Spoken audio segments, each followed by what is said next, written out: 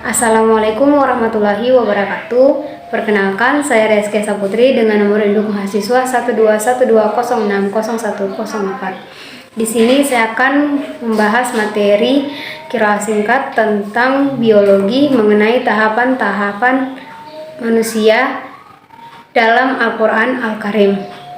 Bismillahirrahmanirrahim. Darsu Tsani, pelajaran yang kedua, qiraatun qiraah. Marahilu halki insani fil Qur'anil Karim. Khalaqallahu ta'ala insana ala iddati marahila fama hiya marahilu halki insani. Bayyanallahu ta'ala marahila halki insani fil Qur'anil Karim. Haitsu qala wa laqad khalaqnal insana min sulalatin min tin tsumma ja'alnahu nutfatan fi qararim makin tsumma khalaqnal nutfata alaqatan fahalaqnal alaqatan mudghatan fahalaqnal mudghata izaman fakasawna izama lahma thumma sa'nahu khalqan akhara fatabaraka Allahu ahsanul khaliqin. Wa bayanu zalika fima yatin. Artinya, tahap-tahapan penciptaan manusia dalam Al-Quran Al-Karim. Allah telah menciptakan manusia pada beberapa tahap.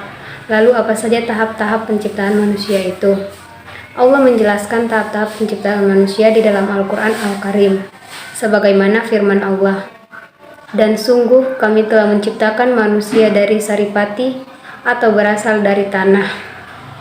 Kemudian kami menjadikan air mani atau yang disimpan dalam tempat yang kokoh atau rahim. Kemudian air mani itu kami jadikan sesuatu yang melekat. Lalu sesuatu yang melekat itu kami jadikan sebagai gumpalan daging, dan segumpalan daging itu kami jadikan tulang belulang. Lalu tulang belulang itu kami bungkus dengan daging. Kemudian kami menjadikannya makhluk yang berbentuk lain. Maha suci Allah, pencipta yang paling baik." Dan penjelasan hal tersebut. Al-marhalatul ula khalaqallahu ta'ala insana min unsuni wa huwal ma'u wat turabu wa indama tarajat turabu ma'al ma'i takawwanat tinul jal mutamasika liyusadda ba'dahu ba'dan wa inna turabal lazi hulika minhul insanu humi'a min hami'in turabi ardi walizalika talafat tasu fi awsafihim wa alwahim wa athqalihim. Tahap yang pertama, Allah telah menciptakan manusia dari dua unsur, yaitu air dan tanah. Dan ketika tanah bercampur dengan air, maka menjadi tanah liat yang lengket dan rapat untuk mempererat sebagiannya dengan sebagian yang lain. Dan bahwa tanah yang manusia telah diciptakannya, darinya itu dikumpulkan dari seluruh tanah yang ada di bumi. Oleh karena itu, manusia berbeda pada karakteristik mereka, warna mereka, atau kulit, atau juga bentuk mereka. Al-marhalatus tsaniyatu hiya marhalatun tunfat wa tunfatu fil lagati hiya al-ma'us safi awit roti amma nutfatu fi istilahi fahiyal mani wal maniyu yadullu ala manayaini awwalu ma'ur rajulil lazi yakhruju inda syahwati wa yakunu alizan wadafiqa wal ma'na tsani ma'ul mar'atil lazi yakhruju inda syahwati wa yakunu raqiqan bi aksi ma'ir rajuli. Tahap kedua adalah tahap air mani. Nutfah secara bahasa adalah air murni atau setetes, sedangkan nutfah secara istilah adalah air mani.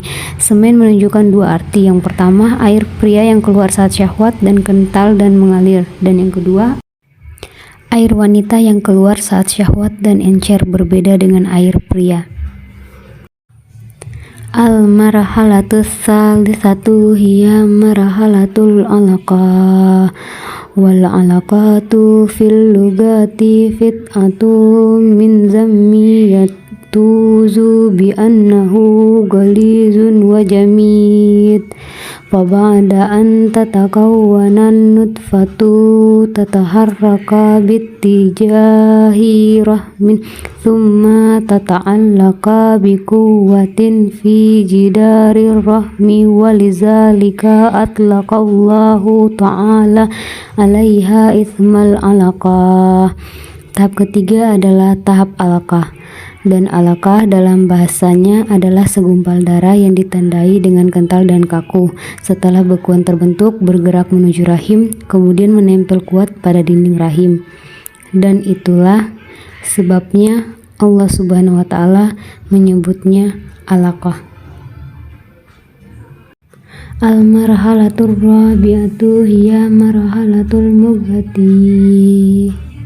Wal mudghatu fil lughati hiyal qit'atu minal lahmi. Wal mudghatu fi istilahi syar'i hiya qit'atun sagiratun min lahmin takunu bihajmi ma yumdagu minat ta'am. Tahap yang keempat yaitu tahap al-mudghah, segumpal daging. Al-mudghah menurut bahasa adalah potongan daging, dan al-mudghah menurut istilah syar'i ialah potongan kecil dari daging seukuran makanan yang dikunyah. Al-marhalatul khamisatu hiya ba'da an yusakkilallah ta'ala al-mudghata wa hiya qit'atul lahmi tatahallu qit'atul lahmi ila haikalin gazmiyyi thumma yatasakkalu hawla haikali gatmi yallahmu wal gadalatu litat fakka annaha kisaun wa gitaun lahu. Tahap kelima yaitu setelah Allah membentuk al-mudghah yang merupakan potongan daging. Lalu potongan daging itu berubah menjadi tulang rangka. Kemudian terbentuklah di sekitar tulang rangka itu daging dan otot untuk menyelimuti tulang rangka, seakan-akan daging dan otot itu pakaian dan selimut baginya. Al-marhalatus sadisatu hiyal marhalatu akhiratu min marahili khalqi insanil lati bayyana hal Qur'anul karimu hiya marhalatun nas'ati wa thumma aidan marhalatul khalqi akhiri wa fi hazihil marhalati yakunu nafkhur ruhi fil janini fahi fazihil marhalati yatakhallaqul janinu hikal fatin mukhtalifatin an khalqatil marahilis sabiqati thumma takunu marhalatu takwiniha satas sam'i bal basar wa yastamirru zummu insani fi rahmi ammi hatta taktamila khalqatu. Tahap yang keenam yaitu tingkatan terakhir dari tingkatan penciptaan manusia yang dijelaskan dalam Al-Quran Al-Karim, yaitu tingkatan awal kehidupan dan juga dinamakan tingkatan penciptaan akhir. Dan pada tingkatan ini, roh telah ditiupkan dalam janin. Maka pada tingkatan ini, terciptalah janin dengan penciptaan yang berbeda dan penciptaan tingkat yang terdahulu. Kemudian menjadi tingkatan pembentukan indera pendengaran dan penglihatan, dan dilanjutkan dengan pertumbuhan manusia di dalam rahim ibu sampai sempurna penciptaannya.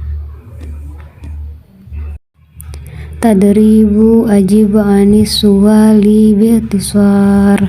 Latihan pertama, jawablah pertanyaan dengan ringkas. Mad-dalilu yadullu ala marahili halqil insani fil Qur'anil Karim. Apa dalil yang menunjukkan tingkatan penciptaan manusia di dalam Al-Quran yang mulia? Jawabannya, surah Al-Mu'minun ayat 12-14. Walaqad khalaqnal insana min salalatin min tin. Artinya, dan sungguh kami telah menciptakan manusia dari saripati berasal dari tanah. Summa ja'alnahu nutfatan fi qadarim makin. Artinya, kemudian kami menjadikannya air mani yang disimpan dalam tempat yang kokoh atau rahim.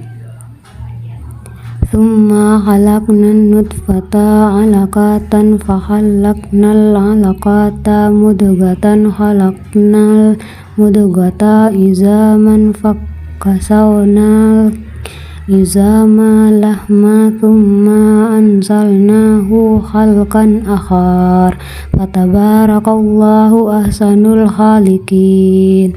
Artinya, kemudian air mani itu kami jadikan sesuatu yang melekat. Lalu sesuatu yang melekat itu kami jadikan segumpal daging. Dan segumpal daging itu kami jadikan tulang belulang. Lalu tulang belulang itu kami bungkus dengan daging. Kemudian kami menjadikannya makhluk yang berbentuk lain. Maha suci Allah, pencipta yang paling baik. Nah, surah Al-Mu'minun ayat 12-14. Surah Al-Mu'minun terutama ayat 12-14 menerangkan tentang proses penciptaan manusia yang sangat unik. Pada ayat 12 dijelaskan bahwa manusia diciptakan dari saripati yang berasal dari tanah. Pada ayat 13 dijelaskan bahwa dengan kekuasaan Allah Subhanahu wa Ta'ala, saripati yang berasal dari tanah tersebut dijadikan nutfah atau air mani. Dalam istilah biologi, air mani seorang laki-laki disebut dengan sel sperma, dan air mani kaum perempuan disebut dengan sel telur atau ovum. Dan ketika bertemu dalam proses pembuahan, keduanya berada dan tersimpan dalam tempat yang kokoh, yaitu rahim seorang perempuan. Kemudian ayat 14 menjelaskan bahwa ketika telah berada dalam rahim seorang perempuan dalam waktu tertentu 40 hari, nutfah tersebut berkembang menjadi alaqah atau segumpal darah. Kemudian dalam kurun waktu tertentu pula 40 hari alaqah tersebut berubah menjadi nutfah, segumpal daging. Lalu selama kurun waktu tertentu 40 hari, nutfah tersebut berubah menjadi tulang belulang yang terbungkus daging, dan akhirnya tumbuh dan berkembang menjadi anak manusia, sebagaimana telah disebutkan juga dalam ayat tersebut. Kemudian kami menjadikan dia makhluk yang berbentuk lainnya. Sekian dari saya. Mohon maaf bila ada kata yang salah. Wabillahi taufik wal hidayat. Wassalamualaikum warahmatullahi wabarakatuh.